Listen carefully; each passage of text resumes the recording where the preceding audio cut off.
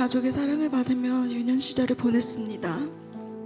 교회 가는 게 참 즐거웠고 그 시절 어울렸던 이들은 모두 다 신앙인들이었습니다.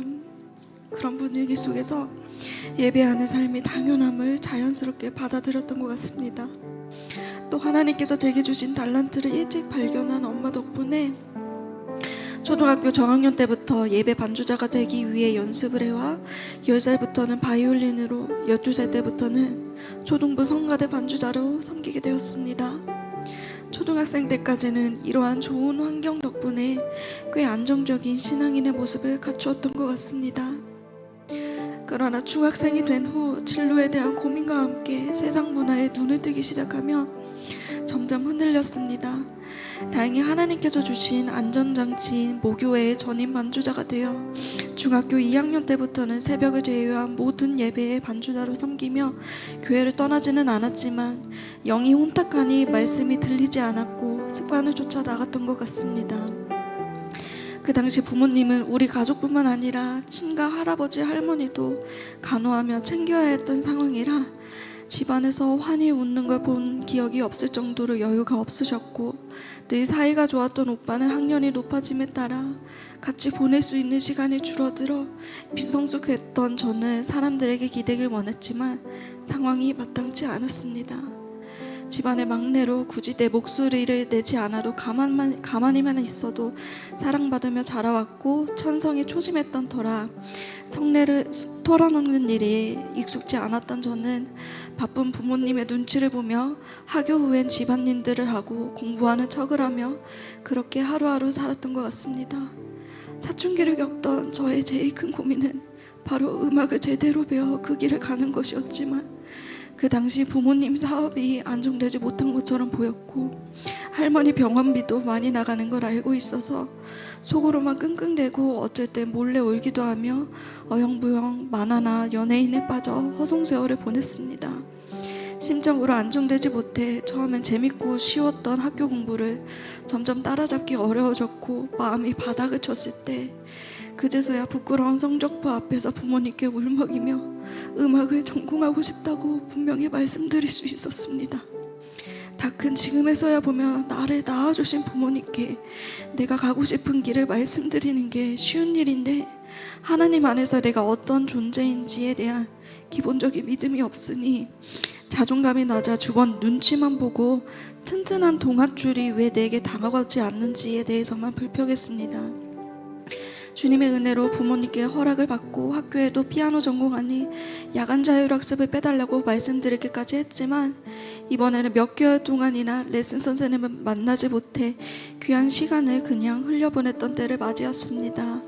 모든 것을 말씀으로 해석하며 어떤 상황에서든지 주인 되신 예수님을 붙잡았어야 되는데 믿음의 눈이 열리지 않았던 저는 전공생으로 늦은 고등학교 2학년 때 제대로 된 선생님을 만나 세상 가치인 노력이나 연습이 나를 배신하지 않을 거라 믿고 꽉 붙잡았습니다. 방황하느라 놓아버린 학업을 따라잡고 그리고 뒤늦은 실기 실력 향상을 위해 분전히 노력을 했습니다. 저의 학생 때의 겉모습은 예배 잘 드리고 어른들이 부탁하는 대로 다 따르는 착한 학생이었는데 속에는 말씀의 뿌리가 없었습니다. 교회는 다니지만 신앙 따로 삶 따로라 생각하며 하나님은 내 꿈을 이루는 데 도움이 되는 수단쯤으로 생각했습니다. 그러다 갑자기 고3 때 어떠한 계기로 모교회를 떠나야 했던 일이 생기며 저는 더 방황했습니다. 교회 어른들의 사랑으로 그나마 믿음의 자리를 지키고 있었는데 사단은 그마저도 빼앗아 가버렸습니다. 다행히 감사하게도 대학생이 된 후 다시 모교회로 돌아갈 수 있게 되었지만 속이 탄탄하지 못했던 제 믿음은 대학생이 돼서도 흔들렸습니다. 오히려 성인이 된 후로는 더 노력해서 못 얻을 게 없다고 생각하며 이것저것 해보려 애를 쓰며 헛된 시간을 많이 보냈던 것 같습니다. 좋은 먹잇감이었던 저를 사단은 더 달콤하게 유혹하여 점점 교회를 떠나는 길로 이끌어 어리석었던 저는 대학교 4학년 때부터는 주말마다 2시간 거기를 시외버스를 타고 오겼던 모교회 예배를 학업을 핑계대며 몇 번씩 빠지기 시작했습니다. 심지어 주변에 내 사정을 알 수 있는 이가 아무도 없을 땐 주의 성질을 지키지 않기도 했습니다. 영혼이 잘됨같이 범사가 잘 되는 게 하나님께서 정하신 영적 질서인데 우선인 영혼인 문제가 헷갈리니 학부과정 후 곧바로 진학했던 석사과정 때 저는 엄청 그늘진 학생이었습니다. 내 마음을 편하게 해주는 인간관계를 가족 혹은 학교, 사회, 교회에서도 제대로 맺지 못했습니다. 생활생활을 경솔히 했으니 당연한 결과였는데 이를 분배조차 못하고 사람만 탓하고 어리석게 의지하기도 하고 그랬었습니다. 정말 힘들었던 석사 과정을 마친 후 저는 더 피폐해졌는데 그때 당시는 정말 하나님은 계실까 하는 의문이 들었던 기억이 납니다. 하나님이 계시다면 왜 주변 사람들이 바뀌거나 상황이 좋아지지 않고 더 나를 힘들게만 하는지 이에 대한 대답은 없는지 답답하기만 했습니다. 하나님은 그때도 저를 다 지켜보고 계셨습니다. 저를 태초부터 지으시고 인생을 계획하셨던 하나님께서 이제 직접 개입하시기 시작했습니다. 그 즈음에 증평이라는 시골에 있는 개척교회를 잠깐 섬기게 해주셨는데 어떠한 계기가 되어 특송을 하게 되었습니다. 그때 저의 겉모습은 믿음 좋아 보이고 아이들에게 바이올린과 피아노를 가르쳐 어린이들의 교회에 끊임없이 드나들게 만드는 선생님이었습니다. 하지만 속으로 골마있던 저는 특송을 제대로 시작도 못하고 하염없이 앞에서 울기만 했었습니다. 보소서 주님, 나의 마음을 선한 것 하나 없습니다. 그러나 내 모든 것 주께 드립니다. 사랑으로 안으시고 주님의 마음을 내게 주시옵소서. 하나님의 존재조차 의심하고 있었던 제 마음을 감동시켜 이 찬양을 선곡하게 하신 것은 성령님의 이끄심이었습니다. 나를 잘 알고 계셨던 주님은 당시 이제는 모든 것에 지쳐 살고 싶어 하지 않았던 저의 죄를 고백해 하시고 입술로 기도하게 하셨습니다. 이 일이 있은 후 주님은 전혀 상상치 못했던 길로 제 삶의 방향을 바꿔주셨습니다. 그것은 바로 20대 중반밖에 안 됐던 저를 걷지 못하게 하신 것입니다. 처음 문제가 있음을 깨달았을 땐 대수롭지 않게 여기며 한 달 가까이 하던 일을 이뤄왔지만 점점 심각해져 모든 것을 갑자기 관두고 움직이지 못하게 되었던 일련의 과정들이 생생히 기억납니다. 가족들에게 짐이 되지 않으려 씩씩한 척 생활했는데 살던 집에 이사조차 스스로 못해 친오빠가 짐 정리를 해주어서 본가로 내려왔고 아빠 차 뒷자리에 앉아 다리도 못 굽히고 옆으로 앉아 첫 수술을 하던 길의 창밖의 풍경이 아직도 생생합니다.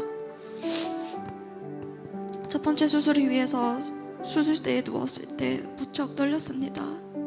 하반신 마취라 정신은 다 깨어 있었는데 하늘 아버지께서는 덜덜 떨고 있던 제게 걱정하지 말고 평안하라는 내적 음성을 강하게 주셨습니다. 경황이 없고 신앙이 성숙하지 못해 제가 딱히 기도를 하거나 찬양을 부르지도 않았는데 느닷없이 찾아와 주셨습니다. 짧지만 따스했던 그 사랑에 저는 무조건 잘 될 거라는 믿음이 막연히 생겼고 그 이후 더 받은 3번의 수술과 회복 기간에도 질병에 대한 걱정은 하지 않게 되었습니다. 하나님께서 예비하신 길이었기 때문에 말로 설명할 수 없는 기쁜 평안이 함께했기 때문입니다.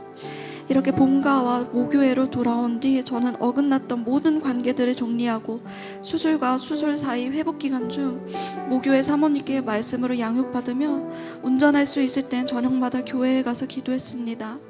성경 공부를 하며 내가 주인되어 살아온 삶이 보이기 시작했으며 예수님이 주인된 삶이 진정으로 사모되고 부활과 천국에서의 삶이 갈망되었습니다. 주께서 허락해 주신 이 꿀같은 시간들을 지나오는 동안 저 사실 이전에 제 마음을 괴롭게 했던 상황들은 솔직히 많이 변하지 않았습니다. 건강이 어느 정도 회복되어 사회에 복귀했을 때에도 답답한 마음을 토하며 기도할 곳이 없어 집에서 가까운 군산 바다까지 운전하며 기도하기를 일주일에 1번 이상은 꼭 했었습니다. 그때 제가 했던 철없던 생각은 왜 나는 다른 또래 청년들처럼 이 나이 때 내 진로와 미래를 위해 에너지도 쏟지 못하고 늘 환경에 얽매여서 그것을 위해 기도해야 하는지 답답했습니다. 하지만 온전한 하나님의 자녀의 정체성이 확립되었기에 하루하루 이겨낼 수 있었습니다. 이 모든 게 저를 기도자로 세우시려 하나님 아버지께서 세팅해 주신 최고의 환경임을 믿습니다. 그러다 늦은 나이에 다른 꿈을 갖게 되어 하나님의 인도하심에 따라 서울로 이사 오게 되었습니다. 정말 이 모든 게 하나님의 뜻일 수밖에 없는 게 집 구하는 것, 교회 정하는 것 다 저의 예상 외로 하지만 하나님께서 예비하셨던 길을 따르게 되었습니다. 처음 이사 와서는 교회에 등록할 생각이 없었습니다. 아빠가 개척을 막 시작하던 시기여서 전주와 서울을 오가며 예배드릴 생각이었고 무엇보다 그러면서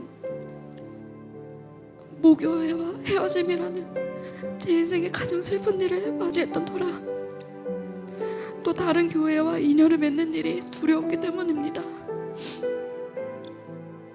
그런데 하나님의 뜻이 아니었는지 은정교회 반주자로 하나님께서 이끌어 주셨습니다. 사실 그럴 생각이 없었는데 어쩌다가 은정교회 반주자를 찾는다는 게시글을 보게 되었습니다. 집 가까운 곳에 이런 교회가 있구나 하고 말고 그 다음날 오전 평소대로 학원에 가서 공부하는 중 여기에 꼭 지원해야 한다는 맥락 없는 감정이 엄청 강하게 들었습니다. 처음엔 그냥 무시하려 했지만 심장이 쿵쾅쿵쾅 뛰기까지 하고 마침 슬슬 비가 오기 시작했던 터라 우산을 가지러 가야 된다는 생각으로 점심시간에 집에 돌아가 지원서를 작성했습니다. 반주자 이력서를 작성한 적이 그때가 처음인지라 저는 제가 그렇게 오랫동안 반주로 섬겼는지 그때서야 알았습니다. 나도 깨닫지 못하는 사이 주님께서 나를 사용하셨다는 감사가 들면서 지금까지 인도하신 하나님께서 앞으로도 인도하시리라는 확신 속에 눈물로 기도하며 자고 나니 주일 오전에 한번 보자는 연락이 왔습니다. 그 이후로 이곳에서 하나님은 저를 또 단단히 만들어 주셨습니다. 사람이 마음으로 자기의 길을 계획할지라도 그의 걸음을 인도하시는 이는 여호와시니라 라는 잠언 말씀처럼 은정교회에서의 신앙생활은 저의 인생 계획과는 많이 달랐지만 하나님께서 한 걸음씩 이끄셨습니다. 지금까지의 삶의 방향성과 다른 중요한 결단을 내릴 때마다 예배를 통해 하나님의 뜻을 알려주셨는데 그 중에 기억나는 것은 영성을 지성으로와 순종이 제사보다 낫고입니다. 은정교회에 온 지 별로 되지 않은 시점에 영성을 지성으로 바꾸라는 메시지를 통해 노력을 쫓아 사는 삶이 얼마나 그릇된 자세인지 깨달아 주셨고 먼저 그 나라와 그 의를 구하며 모든 것을 너희에게 더하시리라는 말씀에 대한 믿음을 주셔서 삶의 큰 방향을 바꾸어 주셨던 일이 있었고 또 그 과정 속에서 순종이 얼마나 중요한지 말씀을 통해서 깨우쳐 주셨습니다. 내 생각과는 많이 다르지만 하나님의 말씀이라면 다 내려놓고 따르는 것이 얼마나 가치 있고 아름답고 그 안에 기쁨이 넘치는지 이곳 은정교회에서 하나님께서 깨닫게 해주셨습니다. 내 삶의 주인 되신 아버지 하나님을 이제는 누구에게나 자신 있게 말하며 자랑할 수 있어서 얼마나 기쁜지 모릅니다. 하나님 없이는 저를 설명할 수 없고 예수님의 십자가 사건이 아니면 내가 이 세상에 사는 이유가 표현이 안 됩니다. 또 이 귀한 교회에 이끄신 하나님의 은혜가 한없이 감사하고 부족한 저를 사용해 주심에도 계속 감사할 뿐입니다. 먹든지 마시든지 주님의 영광과 주님의 몸된 교회를 위해 제 삶이 사용되도록 늘 기도하며 부족한 고백을 마칩니다.